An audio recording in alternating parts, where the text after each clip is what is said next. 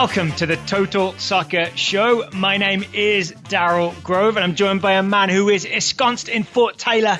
His name is Taylor Rockwell. Hello, and please explain yourself. I shall. It's a double remote show is how I'm billing it. Daryl recording remotely from Boston, and I stayed home this evening. We recorded this about 10 p.m., a little after 10 p.m. on Wednesday evening. I did not feel like going back into the office, which is a solid 6 minutes away by drive, but instead I built myself a fort with sheets and stools and our table and everything like that to try to limit some of the echo, and I'm recording from our dining room table. Don't lie to us. You just like building forts and you want a good excuse to do it in your 30s. See, the thing is that, yes, that's true. That's the whole point of having nieces and nephews, and I think that then leads you to having children, is you're like, I could build forts all the time? All right, now I'm in. And then suddenly the fort making gets taken away, and instead it's diapers and stuff like that. So like you said, I'm in Boston. Mm-hmm. I had a biopsy this morning, part of my treatment, and I saw the US roster on my phone as I was coming out of anesthesia.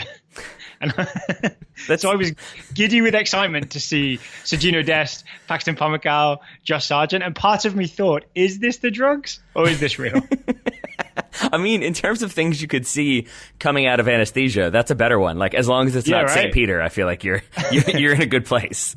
Luckily, Mr. Berhalter also included guys like Daniel Lovitz and Yassi Zardes, who I don't have any personal beef with, but I think he's giving people the shot in the arm that they want and the excitement, and then here's my standard guys. You've also got to deal with these guys. Now I wish he had included DeMarcus Beasley, because that would have been a nice farewell send-off thing, but it also probably really would have thrown you off at that point. I was now I'm not sure what year this is anymore.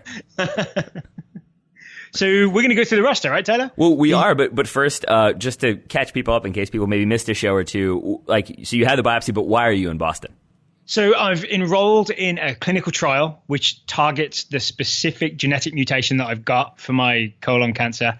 And this is this week is all the pre-treatment stuff. So they're getting a biopsy to get a good look at the tumors, and I'm doing a echocardiogram, just to check my heart's good tomorrow. And then treatment starts next week. All right. So a lot of time in Boston for Daryl. In the near future. That's good. That's a good place to be. I might have to build my own fort. Especially now. Boston in August, I assume, is slightly more palatable than Boston in, say, January. Yeah, which might be a thing that I'm doing. Yeah, so we'll see. We'll cross that frozen bridge when we come to it. I have to ask this, though. We'll cross the Charles River when it freezes. Exactly. With Jeremy Renner and Ben Affleck. That's my reference to Charlestown and Boston. But my question for you is this, though, Daryl. Because it's a trial, I know they're always they go with mice first to make sure it works. Do you also have to run in the gerbil wheel and drink out of the water bottle, or is that not part of the trial? I had to wear a mouse outfit to trick them into thinking I was a mouse. It's a reputable hospital you got there, my friend. All right.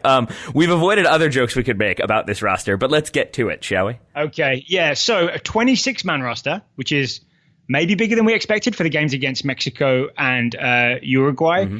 Could we? I guess we'll do absences when we get to their positions, right? You want to just go position by position, goalkeeper, defenders, midfielders, forwards. I would like that. Which is literally how US Soccer bracketed it. It is.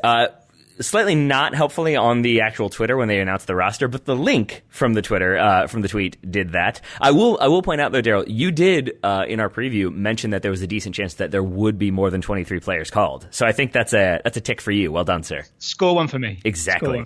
Yeah, right. So we've got 4 goalkeepers on the roster. Yeah.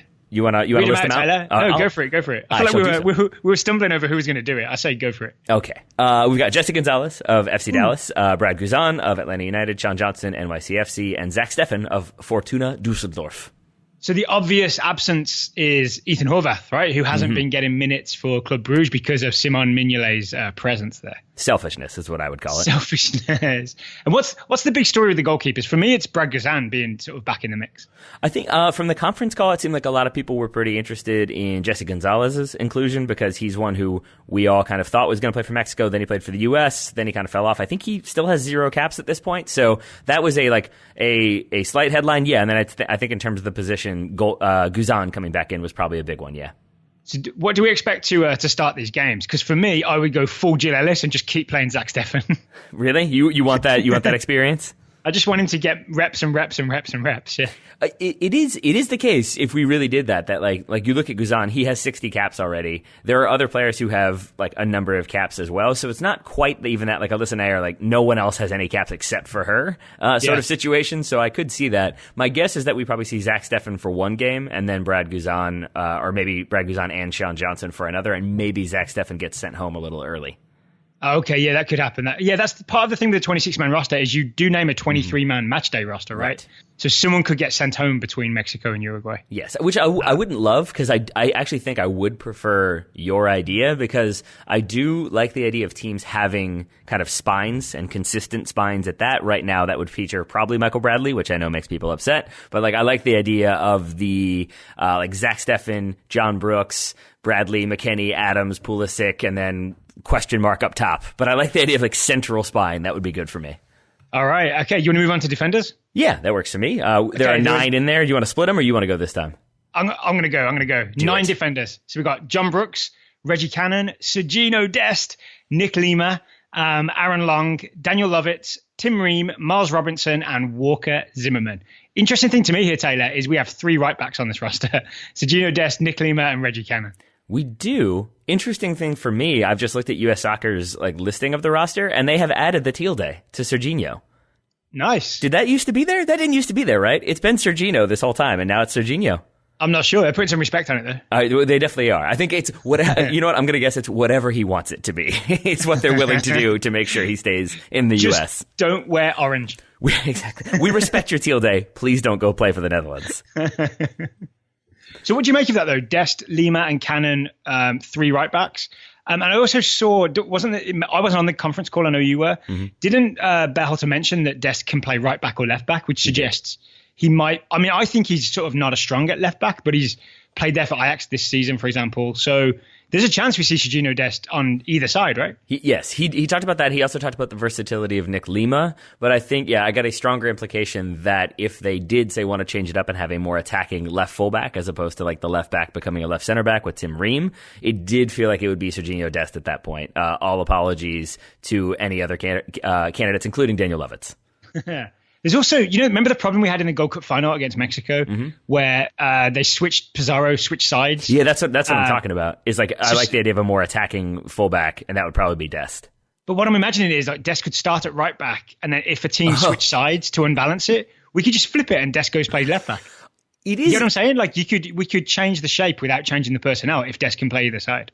That is a like strangely like U11 tactic that should be utilized more often. Like, you're absolutely right. That it should be like, oh, you're going to go to that side? Well, I'm going to that side with you. I guess that's just man marking, but I still like that idea. It's just Dest running lateral.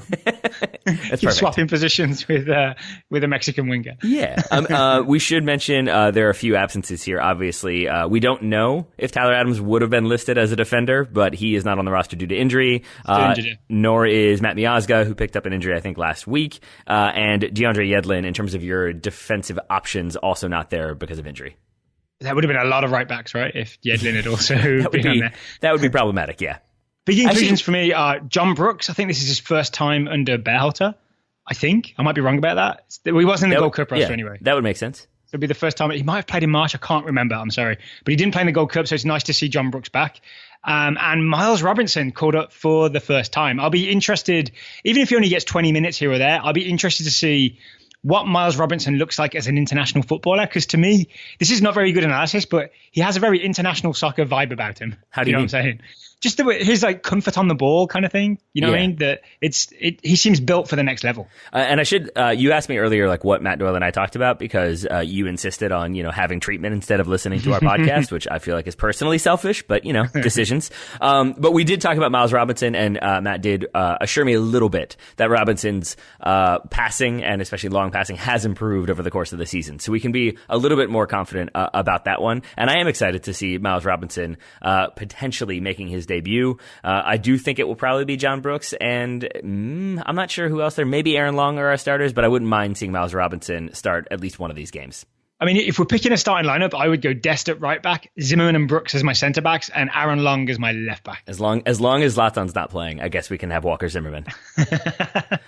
Actually, though, Daryl, I wanted to go back to the a lot of right backs comment you made, because that kind of genuinely didn't occur to me. That there's 3 on there already, and then if DeAndre Yedlin comes in as a right back, he's in there, and then if Tyler Adams comes in and plays that right back spot, then he's in there. That's 5. And I don't know if you know math or not, but 3 plus 2 is 5. And that does make me wonder then, I wonder if this is a chance for Berhalter to experiment a little bit and see if the 3 right backs in camp right now can do sort of that job. And maybe that does allow Tyler Adams, if he's called in for, say, the Nations League games, which I hope he will be, maybe that's when we see him play more centrally because there are so many right back options. So instead of the Adams right back to centre mid thing, you'd have Adams just starting centre mid because we have so many right backs. Yes, except that unless it is the case that that job is only to be done by Tyler Adams and or Nick Lima, then maybe we still see him there, but I still wouldn't mind seeing him deployed further up the field. All right, I guess we'll find out. I'm interested in these games as well. Do we do the classic sort of halfway through the Gold Cup, we switch to Reggie Cannon just being a bum forward right back, cannon forward right back who just overlaps Tyler Boyd, right? And then Tyler Boyd tucks inside a little bit. Or do we go back to Nick Lima drifting into midfield and forming that extra centre midfielder? I'd like to know if that experiment is over, if that experiment is sort of abandoned when Tyler Adams isn't around, or if it's still on with, say, Nick Lima or even Sergino Dest, maybe.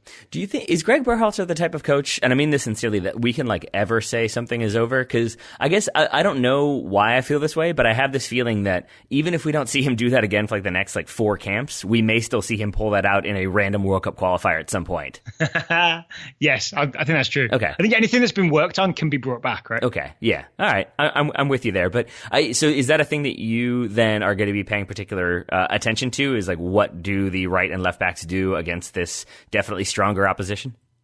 Yeah, and I'm also interested in, we've been playing, say, Tim Ream at left back, and I've got Aaron Long as my left back in that same, he'll switch to left centre back kind of role because the right back goes so far forward. But it'd be interesting to see what would happen if we had essentially 2 overlapping fullbacks, right? If there was Cannon on one side and Dest on the other, suddenly it's a whole different setup where if we want 3 centre-backs, it would have to be the defensive midfielder dropping back between the other centre-backs. Say that fullback pairing one more time. So Cannon on the right and Dest on the left. I just wanted to see if I could make Adam Bell's heart explode listening to that, because I feel like that would be enough to get the heart going really, really fast. Yeah, I feel like yes. I feel like that's what he wants. But then I think everyone's heart would slow down with disappointment when we see number 6 dropping between 2 centre-backs. Right? Daryl, no one needs your reality, okay? we don't need that here. We're all about rampant speculation. We don't need grounded in facts. Before we move on to midfielders, do you want to talk about today's sponsor? Do I? I sure do. Right. I want to talk about them because since I'm recording from home, I can say that today's sponsor is sitting on the table in front of me. And what is it? Today's sponsor is Feels, a better way to feel better. Their premium CBD will keep your head clear and help you feel your best. CBD has been proven to greatly reduce anxiety, pain, and sleeplessness. I was feeling all 3 of those things with Daryl out of town. I don't know what to do with myself. I just pace around the office. It's a very small office, and I just pace around until Daryl returns. It's been 3 days now, Daryl. Does the oil help you calm down? A little bit. I should say it's been 3 days, even though you left yesterday. But yes, the oil... It just feels like 3 days. It makes me pause for a moment and think, things will be fine. Go home. And if you're new to the world of CBD, navigating the world of CBD can be complicated, but it feels they look to make the process as simple as possible so you can start feeling better sooner. Yes, and then if you just want to try it, you can do that. But if you know what's right for you, then their hassle-free membership program is guaranteed to help you feel your best month after month or your money back. It's that simple. So you get it sent to you. We've talked about it before, but the packaging is some of the best packaging I've ever seen. And that's what my wife said. And it shouldn't matter, but it does. Because when it is a sort of innovative product, you don't want it to come in very outdated packaging, and you think wait a minute, are you guys new or are you just kind of repackaging an old thing? When it's new and fresh and different, you sort of have that okay, all right, we're breaking ground here. We're trying something new. I'm into it. Let's do this thing. Feels also offers a membership. If you become a member, you get 50% off your first order. That's 50% off your first order when you become a member. So you should do that. And Daryl, if you want to become a member, what could our people do? So become a member today by going to feels.com/TSS and you get 50% off your first order with free shipping. Don't pay the postman. That's feals.com/TSS to become a member and get 50% automatically taken off your first order with free shipping. That URL one more time, Taylor? Is feels.com/TSS. Thank you very much to Feels for sponsoring today's episode. Thank you very much to Daryl for having the copy in front of him when I did not. And if people are wondering why I said, what can our people do? It's because I've been watching Vikings again, and now I'm all about Vikings. Just invade someone, right? Isn't that normally the answer? That does seem to be the general conclusion of every episode, yes. So you want to go raid some places? Yeah, I guess so. That's pretty much it. I don't. Yeah, nor do I. It seems like a lot of seafaring and a lot of stuff that, today would be generally frowned upon, a lot of Viking behavior. Should we move on to our midfield? I suppose we should. Okay, so midfield is sort of the most interesting, I want to say, because of Michael Bradley's absence. Yes. So we should talk. So Bradley and Altidore and kind of Omar Gonzalez, I'm not sure how close he was to the roster, are all missing from this roster because Toronto have 2 games around the time of these international friendlies. Yes. I believe it's to do with the Canadian Championship. They're playing in the Canadian Championship final in mid to late September, so their MLS schedule had to be squeezed. So don't blame MLS, blame the Canadians. I mean, I blame MLS. I blame because they are not the only ones who have games during this international break, and they were not the only ones who that had to be factored into their consideration for this roster. So it does make me feel a little bit frustrated that we still don't get to see some of the names I wouldn't mind seeing combined with some of the younger names, but It's MLS. That's how it goes. And I would add, I said this on Twitter, but for people who don't follow us on Twitter or didn't see, Berhalter was specifically asked about the absences of Bradley and Altidore, and then he included Omar Gonzalez in that conversation. Now, that might have been because he wanted to conclude with taking 3 players away from a team that's chasing the playoffs. I think they're right now in the playoffs, but in the very last spot. Maybe that would have been too unfair, but I think that makes it look like a stronger argument than just saying, I didn't want to call those 2 guys in. I think he just included Omar out of politeness. That could also be. Yeah. That could also be. And Mikey Delgado died a little bit inside. So let's talk about the midfielders who actually are there then, shall we? Yeah, okay, so the 7 midfielders named to the 26-man squad are Sebastian Lletget, good call by you on our show. Remember you included him on your roster. Weston McKennie, my hero, my broken personal clock, hero. baby, broken clock. Alfredo Morales. No one saw this coming, right? But Alfredo Morales. It's almost as if watching Zach Steffen play for Fortuna Dusseldorf has somehow has got Alfredo Morales noticed again. And then we've got. I feel like Gregg Berhalter went to Soccer Way and saw 2 American flags and was, wait, what's this now? Who's this? Who's this guy? Paxton Pomykal. I'm really excited about Paxton Pomykal being on this roster. Christian Roldan, Will Trapp, Jackson Ewell. Those are your 7 central midfielders. They are. And I want to go back to Morales for a moment because you said no one saw this coming. And I would emphasize that because I did go back and watch Y-Scout footage of him to see what he's been doing and why. Because we often get tweets from people, I think specifically Bundesliga watchers, who wonder why doesn't Alfredo Morales get any consideration? Why do we never hear his name mentioned? And so I wanted to try to kind of give them an answer. And we talked about it on that roster preview show about how we questioned some of his passing. We questioned some of his defensive stability and positioning. We liked a lot of him roaming around and putting out fires and being physical. And that's where we kind of concluded that if he were maybe going to be included, he'd be more of a number 8. And it felt like we had enough depth there at that spot. So that's why we ruled him out. So to see him included, it makes me wonder, will he be a number 8? Will he be tried as a number 6? And how will he do? It's one of the things I am now very excited to see in these friendlies. Yeah, so for the entire Berhalter era, it's been either Will Trapp or Michael Bradley at that number 6 spot, right? And they're both guys who can hit that big diagonal, who, are really good at the long pass, because that's what he wants from that position. So with Bradley out, you've got to assume that Trapp starts the first game. I know some people won't be happy about it, but I think that's kind of what will happen. But I'd love to see whether Morales is even given a go in that spot, to see if Berhalter is more flexible in terms of what he wants from his number 6. Can it be, because Morales is more of a destroyer, right? Mm-hmm. So could it be a destroyer as the number 6, or does it have to be a sort of long-range passer? I think it has to be Will Trapp is what it has to be. And I don't say that because I have any particular love for Will Trapp. I say that because it's Mexico first, right? Yeah. And I just wanted to make sure before I continued on. And I do think that if it were switched around, maybe we see some experimentation there. But because it's Mexico and that just has, even if it's a friendly, it just has that elevated level of importance. Yeah. I doubt Berhalter is as inclined to gamble completely. I think he's going to try to learn from some of the mistakes in the Gold Cup final. And I think some stability in midfield will help with that. And that's why I do think we'll see Will Trapp at least for that first game. And then I would bet money that if Trapp is replaced by anyone, it'll be Jackson Yueill, not Alfredo Morales, because Yueill is a bit more similar in terms of his main asset is his passing. Yeah, I can see that. It's still then, because we have 7 midfielders here for essentially 3 spots, correct? Yeah.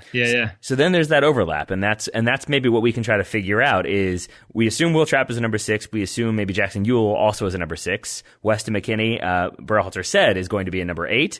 Leggett, we would assume, is more of a number 10. Same thing with Paxton Pomykal, which leaves Alfredo Morales and Christian Roldan, both of whom could play that number 8 spot. Yeah, I guess. exactly, right? See, that's. I'm glad you picked up on my question mark ending. So I would assume that's where they'll be looked at. Maybe we do end up seeing Christian Roldan played wide. We speculated on that one, on that possibility. Leggett possibly wide as well. There's always that option. That is definitely true. And maybe we do end up seeing Christian Pulisic come back in as a number 10, operating more centrally, although it is telling that we have not yet talked about him. So Paul Arriola is not on this roster, right? The stated reason is family issues. So Paul Arriola not involved. So it makes that whole left side a lot more interesting because we just assumed it was Arriola plays wide and Pulisic is just inside him as the number 10, right? Yep. My hope is that the left side is now some combination of Christian Pulisic and Paxton Pomykal. Do you know who agrees with you? Who's that? Matt Doyle. That was the number one thing that was the number one thing he wanted to see, I believe. So you are in good company on that one, my friend. But which way round did he want it? Did he want Pomykal wide or Pulisic wide? He wanted Pomykal as the number 10, Pulisic wide. I think that could really, really work just because Pomykal covers so much ground and would almost open things up for Christian Pulisic. And with that in mind, I don't want to get him wrong. I don't want to misstate what he said, but I believe a key part of that was the sort of interchange. That they're both capable of switching roles when they need to, or both overloading one side, or both operating centrally and pairing together. So that is why Doyle was pretty pumped about that one. Before we move to the more attack, though, we should also mention one player who's not on this roster, who we haven't yet talked about, is Darlington Nagbe. Do you want to talk about that now? Yes. So cool. I was really surprised. I saw Paul Tenorio's story for The Athletic that basically said Nagbe turned down an invitation to the Gold Cup after Dwayne Holmes was injured and turned down an invitation to this September camp. I should have done more research because I read that article as well. Hasn't this been the case with Darlington Nagbe once way in the past? Was it under Jurgen Klinsmann that he turned down a call? I think when he first moved to Atlanta from Portland, he was called up for something and turned it down then for family reasons. I may be wrong on that, but I have a vague recollection that that's the case. I remember there was a talk in January about him missing Berhalter's first roster because of the CONCACAF Champions League. But I don't remember what happened with Klinsmann. All right. Well, and that's not even that important. It was just a sort of momentary, is this just kind of a thing that maybe sometimes he doesn't want to play? Because I have a hard time believing that he has some deep-seated beef with Gregg Berhalter, maybe more so with U.S. soccer potentially, but maybe it is just bad timing 2 or potentially 3 times.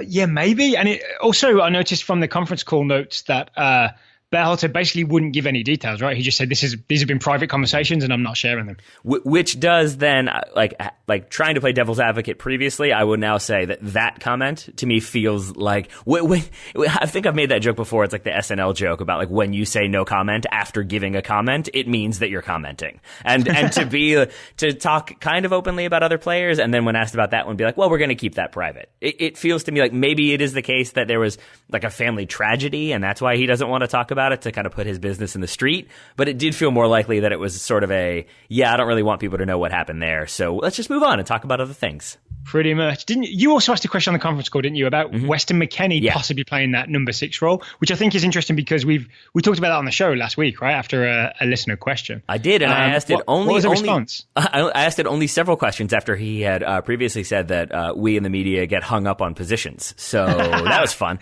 You're a brave man.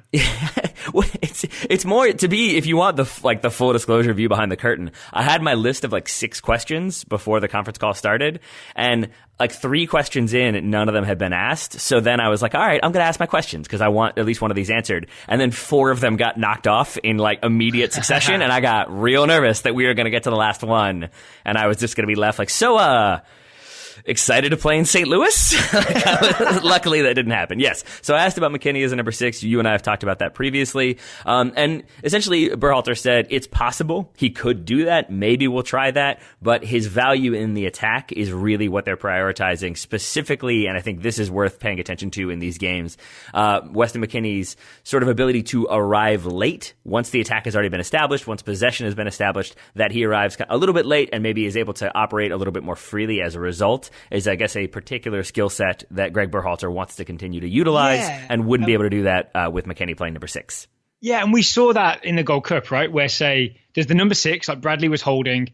Pulisic is the number 10 who's already advanced and is looking to receive the ball higher up the field. And then McKennie, like, starts alongside the number 6, but then joins the attack. Right. That's been the pattern of the midfield, right? Yep. And I think it worked pretty well. It's also kind of what he's doing for Schalke. So if we have McKennie doing that same thing like over and over again, I think he's only going to get better at it. And I really like that because that seems like, I don't always love what he's being asked to do at Schalke, but it seems very reminiscent of what he does for Schalke. Play for Schalke. That's the bad part. Yes, that's the bad part. But like just the idea of like it's his job to like make sure the house is locked before everybody goes out for the night. I sort of enjoy that he has to check and make sure everything's covered. Now he can go have fun. Like I like Weston McKennie doing that because he does kind of do that for Schalke. It seems like he's the midfielder tasked with putting out fires and making up for blown coverage or trying to step out to put pressure on somebody when no one else is doing that. And that feels like a role he's comfortable in. So I wouldn't mind him continuing to do that with the national team. Are you ready to move on to forwards? I suppose I am. Do you have them in front of you? I think I read out defenders and midfielders, so we should get the full balance and get Taylor to read the forwards. Sure. 6 forwards on the roster. Cory Baird of RSL, Tyler Boyd of not Besiktas, or however people... I've heard multiple different pronunciation on that one today. Besiktas. Yes. Jordan Morris of the Seattle, I believe it's the Sounders, if I pronounced that one correctly. Christian Pulisic of Chelsea, not Dortmund. I almost made that mistake just now. Josh Sargent of Werder Bremen, and Giassi Zardes of the Columbus Crew. Daryl, one quick add-on. Like my first question about this roster, strangely enough, I think was about Cory Baird, because that's one that I feel like I still don't have much familiarity with. I'm not sure if you do either, but if people want to hear us talk about Cory Baird, then they should go listen to Matt Doyle explain to me why he's good and on this roster. Okay, can you explain to me? Or do I have to go back and listen? I might make you go back and listen. Okay, that's fine. I'll go back and listen. Okay. We should know that again, I don't want to butcher Doyle's words there, but I'm not going to say the impression I got coming away from it was not like necessarily the most positive is how I'll put it. Oh, interesting. Yeah. Okay. One name missing, Tim Weah. Yes. He would have been the sort of the quadruple, right? Would have been Dest, Pomykal, Sargent, and Weah that would have got everybody pumped. But from what I understand, Tim Weah is carrying an injury, didn't play for Lille in a game either today or yesterday. So he's injured and so he can't be on the roster is the only reason. This is very true. And it did make me sad. And we did have a lot of people both tweeting at us and just on Twitter today being very upset by the absence of Timothy Weah. But yeah, you're absolutely correct. You should check first, right? Before you get mad about someone not being on the roster, you should check the reason why. And you should also maybe look at what the ramifications of that might be, because there's a decent chance that he was going to play that wide left spot, and maybe now that he's not there, maybe that's why we get to see Christian Pulisic there. So possibilities is all I'm saying. Daryl, speaking of people that aren't there, I now have to question your credibility in terms of driving hype buses. Okay. Do you know who you've forgotten to discuss? No, I don't know. Dwayne Holmes, my friend. Dwayne Holmes. Yes. He played for Derby, right? He did get a game in for Derby, but I guess it came too late. Yes. I think so. Or was he still with the U23s, or has he actually played for the Derby senior team? I think he played a game for the Derby senior team, but so my understanding, I didn't see it. I just saw some reports. I think he played right back and didn't do so well. That is what Matt Doyle said very briefly. So yes, I concur, and you are right, but I think he is still hurt that you forgot to mention him. So I wanted to make sure we got it in there. Dwayne, I'm on your side, and Daryl's not.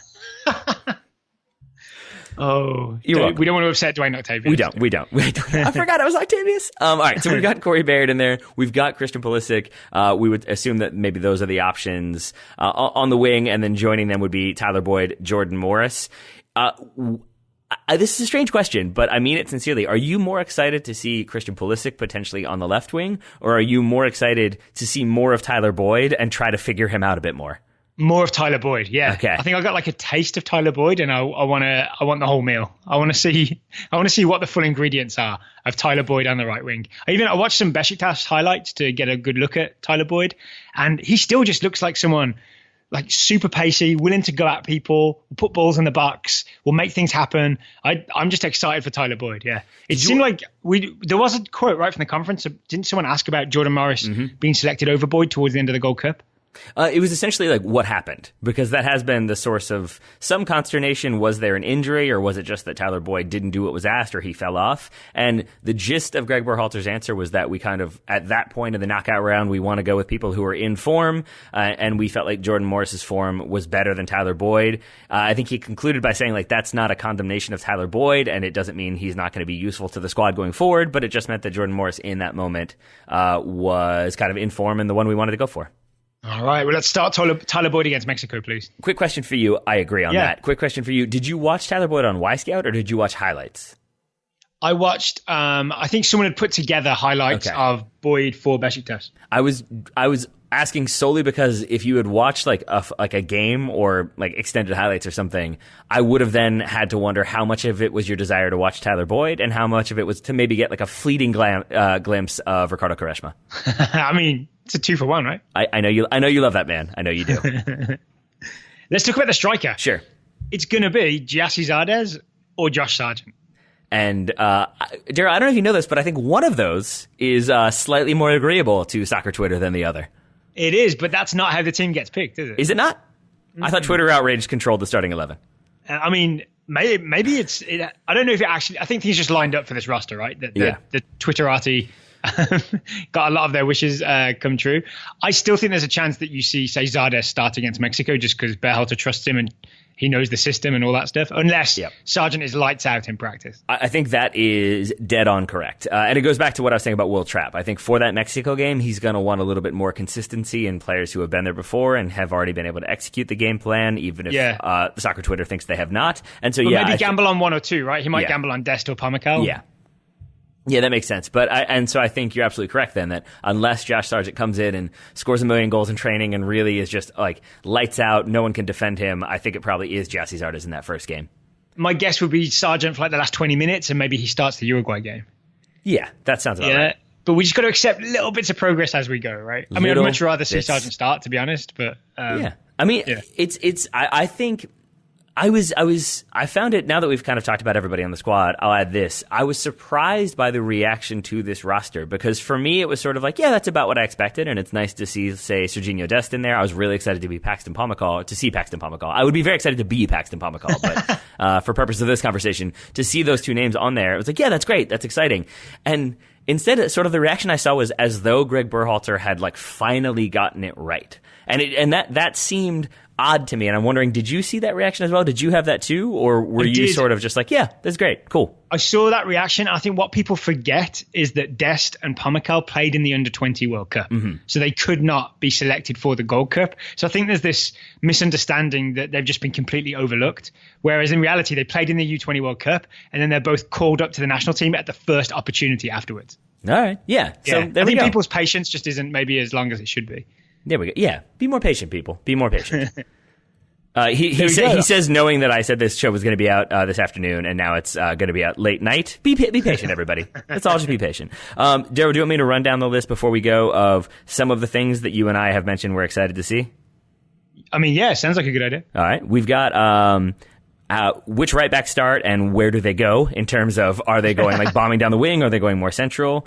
We want to see if there's going to be any left back variation, or is it kind of the standard thing we've been seeing? Is there any rotation there? Do they try to play a more attacking player? Or is it Tim Ream? Miles Robinson, how does he do under pressure? How does he do with the ball at his feet? We want to see how Morales is used, Alfredo Morales, how he's used and where he plays. Pulisic's position as well, and then also the kind of Pulisic, Pomykal interchange, if that ends up happening, Tyler Boyd's performance and how much time he's given, and who starts up top and how good they look or Gyasi Zardes looks. Have you been taking notes while we were talking? I sure have. Great summary of the show. I sure have, my friend.